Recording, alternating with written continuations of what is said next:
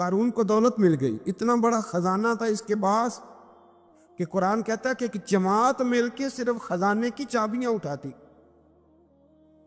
یعنی یہ معاذ اللہ کوئی گپ نہیں، یہ قرآن مجید نے بیان فرمایا کہ ایک جماعت مل کے صرف خزانے کی.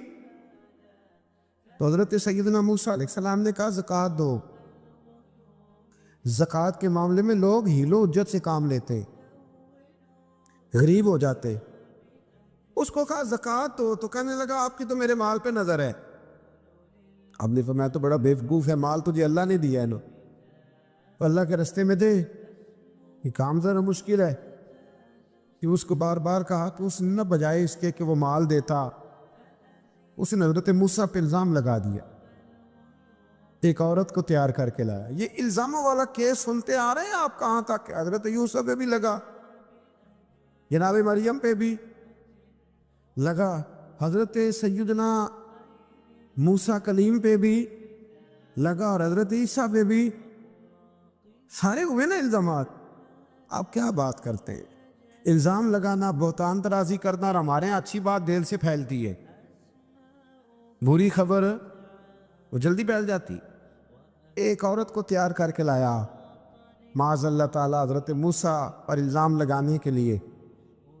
اور جب وہ بی بی آپ کے سامنے لا کے کھڑی کی تو حضرت موسیٰ نے جلال فرمایا تجھے قسم ہے اللہ کی عزت کی، سچ سچ بتا معاملہ کیا ہے.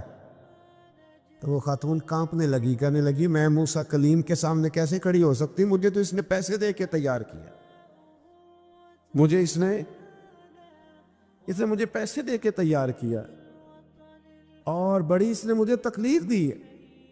یہ جب کہا تو حضرت موسیٰ علیہ السلام رونے لگے کہ تو سارا کچھ کرتا پر میری سفید چادر پہ داغ تو نہ لگانے کی کوشش کر.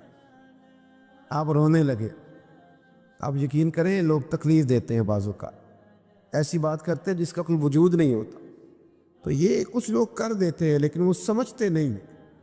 کہتے ہیں آپ حوصلہ کریں، آپ درویش ہیں. حضرت موسیٰ سے بڑا درویش کون ہوگا؟ کلیم تھے نا اللہ کے، بڑا جگرا ہے نا. لیکن رو پڑے، کہنے لگے تجھے ایسا نہیں کرنا چاہیے. کہنے لگے اللہ اب اسے سزا دے. تو رب کریم نے اس کے سارے ساز و سامان سمیت اسے زمین میں دھنسا دیا. وہ زمین میں غرق ہو گیا اپنے خزانے سمیت. امام اعظم ابو حنیفہ رحمۃ اللہ تعالی علیہ کچھ لوگ حسد کرنے لگے تو ایک عورت ایک دفعہ آ گئی، کہنے لگی کوئی مسئلہ پوچھنا ہے. یہ بڑا کٹھن سا معاملہ ہوتا ہے، جو آدمی جو کام کر رہا ہوتا ہے وہی روپ دھار لیتے. مسئلہ کچھ نہیں، اندر آئی تو باہر سے شور ہو گیا. لوگ آ گئے، کوتوال کو بلا لیا، معاذ اللہ امام صاحب کے پاس بی بی ہے، جیل میں لے گئے، سویرے فیصلہ کریں گے. رات کو ساری رات امام اعظم نے نماز پڑھی، ساری رات، اور کہنے لگے اے اللہ اب تو میں بوڑھا ہو گیا، اس حال میں اب ان سوالوں کا جواب دوں گا. وہ عورت بھی ساتھ بند تھی، اس عمر میں ان سوالوں کے جواب یار بڑا مشکل ہوتا ہے.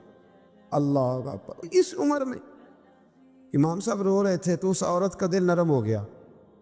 امام صاحب سے کہنے لگی مجھے غلطی ہو گئی، میں نے پیسے کسی سے پکڑ لیے تھے. حضور آپ تو اللہ کے نیک بندے. امام صاحب کہنے لگے اب ایک نیکی کر، کوتوال سے کہہ کہ مجھے کوئی تکلیف ہے تو میں دوا کھا کے واپس آ جاؤں گا. تو وہ کوتوال تو پہلے ملا ہوا تھا، اس نے اس کو کہا کہ مجھے کوئی تکلیف ہے میں گھر جاتی ہوں، دوا کھا کے واپس. امام صاحب نے سمجھا دیا.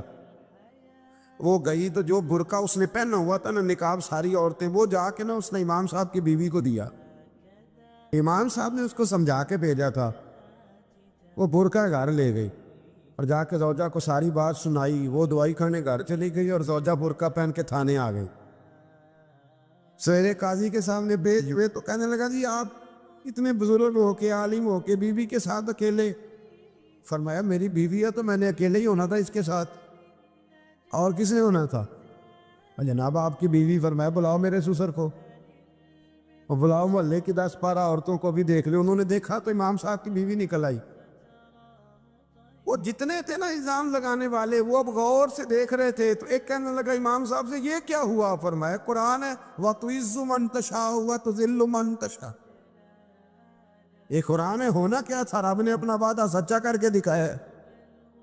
تو اس نے بھی الزام لگایا، پھر سزا یہ ملی کہ وہ ہمیشہ کے لیے زمین میں دھنستا۔ دولت کون دیتا ہے؟ اللہ دیتا ہے نا، تو اگر اللہ کہے تھوڑی سی واپس بھی کرو، بندیاں دے خرچے بات جانتے تھے، تھوڑی سی واپس مانگ لے تو ہاتھ تنگ ہو جاتا ہے۔ یہ خاتون نے ایک دفعہ مجھے پیغام دیا تو میں بڑی اس کی بات سن کے مجھے عجیب لگا۔ وہ کہنے لگی کہ دوسری جگہ میری شادی ہوئی ہے، مجھے طلاق ہو گئی تھی، تو مجھے ایک تانا روز سننے کو ملتا ہے، تو اتنی اچھی ہوتی تو وہاں نہ رہ لیتی۔ تو بھئی یہ کوئی تانے والی بات ہے؟ کوئی ضروری ہے کہ بیوی غلط ہوتی ہے تو طلاق ہوتی ہے؟ اللہ کے محبوب علیہ السلام کی 2 صاحبزادیوں کو ابو لہب کے 2 بیٹوں نے طلاق بھیج دی تھی، کس کی غلطی تھی؟ تو آپ کیا کہہ سکتے ہیں یہاں کیوں طلاق؟ تو اتنی جلدی بات تھوڑی کر دیں گے آپ، تھوڑی احتیاط فرمائیں بولنے۔ حضرت عبداللہ ابن عباس فرماتے ہیں میرے نبی پاک علیہ السلام نے میری تربیت فرمائی، اور محبوب پاک علیہ السلام نے فرمایا عبداللہ یاد رکھنا، یہ نوجوان دوست میری بات لکھ لیں، پریشان لوگ میری بات لکھ لیں، جن کے پاس قوت فیصلہ نہیں وہ اس بات کو لکھ لیں۔ حضرت عبداللہ ابن عباس فرماتے ہیں میرے نبی پاک علیہ السلام نے مجھ سے فرمایا تھا عبداللہ سن، اگر ساری دنیا مل کے تیرا کوئی نفع کرنا چاہے کر نہیں سکتی جب تک میرے رب کی رضا نہ ہو، اور فرمایا ساری دنیا مل کے تیرا کچھ بگاڑنا چاہے تو عبداللہ بگاڑ نہیں سکتی جب تک رب کریم کی حکمت کا تقاضا نہ ہو۔